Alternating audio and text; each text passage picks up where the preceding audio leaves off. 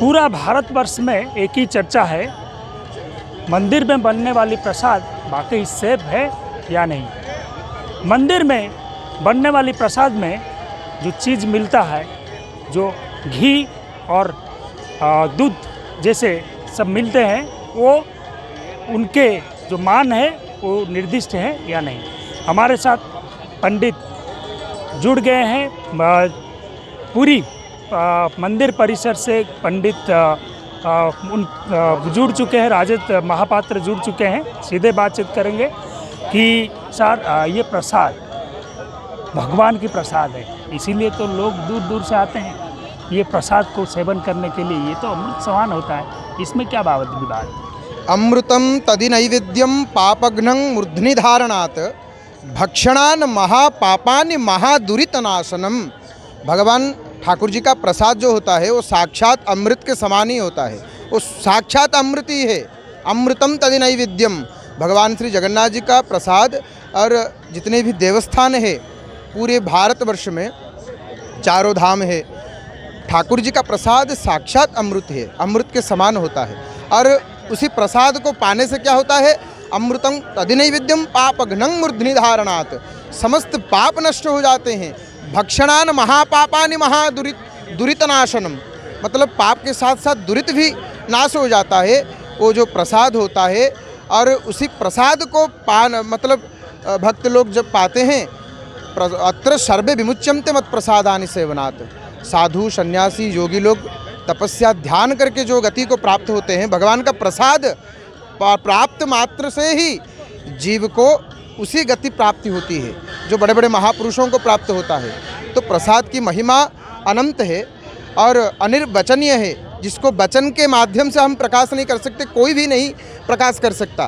तो ये जो प्रसाद अभी हाल मतलब कुछ दिन पहले भगवान श्री वेंकटेश्वर तिरुपति जी का मंदिर में जो प्रसाद भक्तों को दिया जाता है, लड्डू प्रसाद, उसमें कुछ मिलावटी मतलब सामने आया, कुछ मिलावटी हो रहा है। और अशुद्ध द्रव्य जो कि मंदिर में बिल्कुल निषेध है। और भक्त लोग सारे दुनिया भर से लोग आते हैं भगवान का, ठाकुर जी का प्रसाद पाने के लिए, क्योंकि प्रसाद में श्रद्धा है, विश्वास है, आस्था है। और हम भगवान जी का प्रसाद अमृत के समान होता है, उसी प्रसाद को पाएंगे।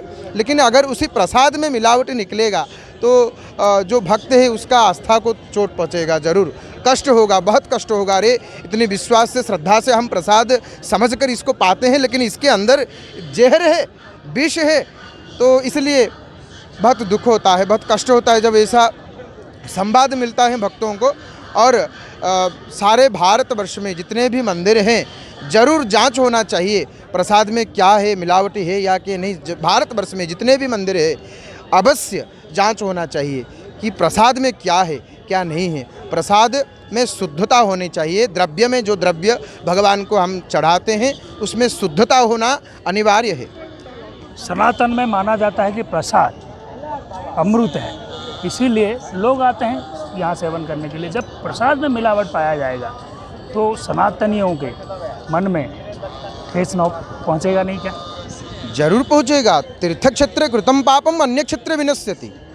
अगर अन्य क्षेत्र कृतम पापम तीर्थ क्षेत्र विनश्यति, अगर हम बाहर कहीं पर भी कुछ पाप हो जाता है हमसे जाने अनजाने में, तो वह जो पाप होता है वो तीर्थ क्षेत्र में, धाम में, भगवान जी का क्षेत्र में वो सब पाप नष्ट हो जाता है। अन्य क्षेत्र कृतम पापम तीर्थ क्षेत्र विनश्यति।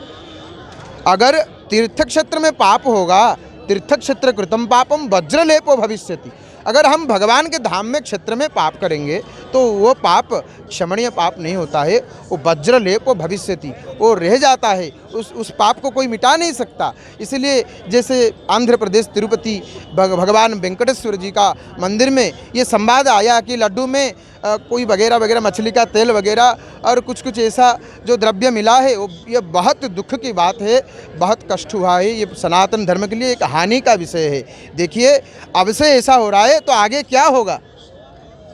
आप यहाँ मंदिर परिसर में आप जाते हैं, जब लोग आते हैं दूर दूर से दर्शन करने के लिए, आप लोगों को देखे होंगे कि कैसे आस्था से आते हैं और यहाँ प्रसाद सेवन करते हैं, आप देखे होंगे मंदिर परिसर से। लेकिन उनके मन में भी कहीं ना कहीं ये द्वंद्व है कि वाकई प्रसाद सेव है या नहीं।